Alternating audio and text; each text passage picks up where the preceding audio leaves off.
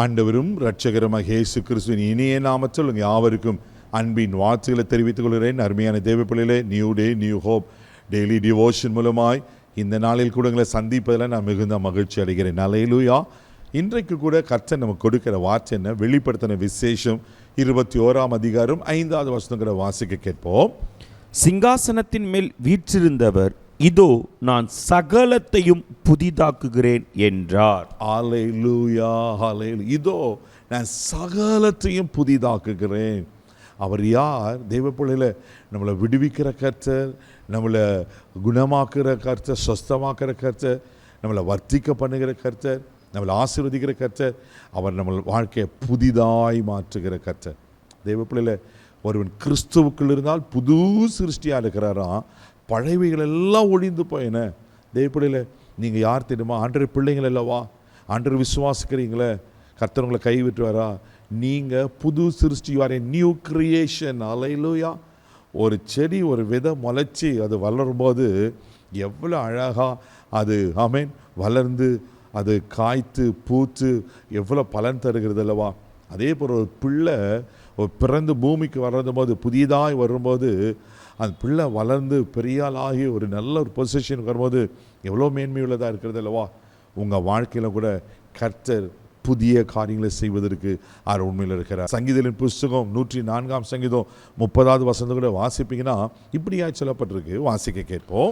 நீர் உம்முடைய ஆவியை அனுப்பும்போது அவைகள் சிருஷ்டிக்கப்படும், நீர் பூமியின் ரூபத்தையும் புதிதாக்குகிறீர். பாருங்களேன், ஆவியை அனுப்பும்போது இது சிருஷ்டிக்கப்படுமா? பூமியின் ரூபத்தை புதிதாக்குகிறேன். ஒழுங்கின்மையும் வெறுமையும் இருளாய்ந்த பூமியை ஆண்டவர் வார்த்தையினால் இது சிருஷ்டித்த போது அது புதியதாய் மாறி புதிய பூமி. அல்லேலூயா. பூமியை ஒரு புதிதாக்குகிறா. உலகத்தையே அப்படி செய்வார்னா உங்கள் வாழ்க்கையை கர்த்தர் அப்படி புதிதாக்க மாட்டாரா? என் பழைய வாழ்க்கை இப்படியே இருக்குது பிரதர், என் பழைய சுவாபம் அப்படியே இருக்குது. ஒரு என்னென்ன காரியத்தில் உங்கள் பழையசியை திரும்பி பார்த்து சோர்ந்து போயிருக்கிறீங்க. பயப்படாதீங்க. அவர் சகலத்தையும் புதிதாக்குற கர்த்தர்.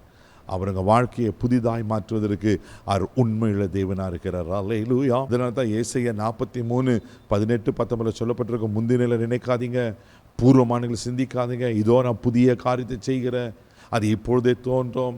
அது எப்படி இருக்குமா? வண்ணாந்திரத்தில் வழியும் அவ்வாந்திரத்தில் ஆறுகளை உண்டு பண்ண வாக்கு பண்ணியிருக்கிறல்லவா? அவர் புதிய காரியத்தை செய்கிற கர்த்தர். அவர் சகலத்தையும் புதிதாக்குற கர்த்தர். உங்கள் வாழ்க்கையில் புதிய காரியத்தை செய்வார். அது மாத்திரம் இல்லாமல் 2 கொரிந்தியர் புஸ்தகம் 4ஆம் அதிகாரம் 16ஆம் வசனம் வாசிப்பீங்கன்னா இப்படியா சொல்லப்பட்டிருக்கு. வாசிக்க கேட்போம். ஆனபடியினாலே நாங்கள் சோர்ந்து போகிறதில்லை. எங்கள் புறம்பான மனுஷனானது அழிந்தும் உள்ளான மனுஷனானது நாளுக்கு நாள் புதிதாக்கப்படுகிறது. தேவ பிள்ளைகளே, நம்ம உள்ளான மனுஷனை ஆண்டவர் புதிதாக்குகிறாரா?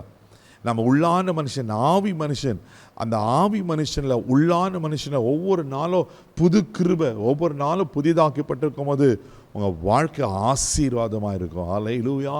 நீங்கள் தேவனோட இருக்க அந்த உறவில் சரியாக இருப்பீங்க. உள்ளான மனுஷனை அவர் புதிதாக்கி பாருங்கள். இங்கே அழகாக பவுல் சொல்கிறாரு, புறம்பான மனுஷன் அழிந்தும் உள்ளான மனுஷன் நாளுக்கு நாள் புதிதாக்கப்பட்டு. ஏன்னா நாங்கள் சோர்ந்து போகிறதில்லை. அல்லேலூயா.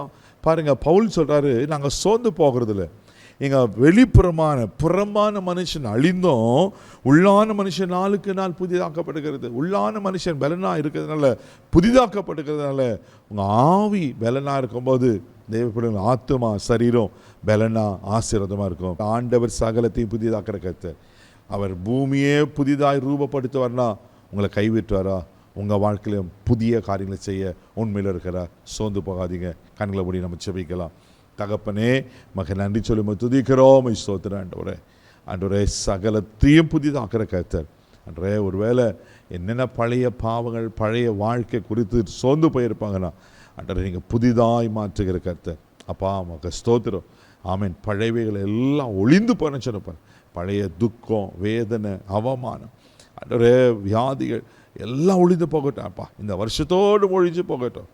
கர்த்தர் புதிய காரியங்களை செய்வீராக ஜெபிக்கிறோம். இந்த நாள் முழுதும் கரம் எடுத்து நடத்தும் தெய்வீக பாதுகாப்பு ஒப்பு கொடுக்கிறேன். இயேசுவின் மூலம் ஜெபக்கலம் பிதாவே, ஆமென்.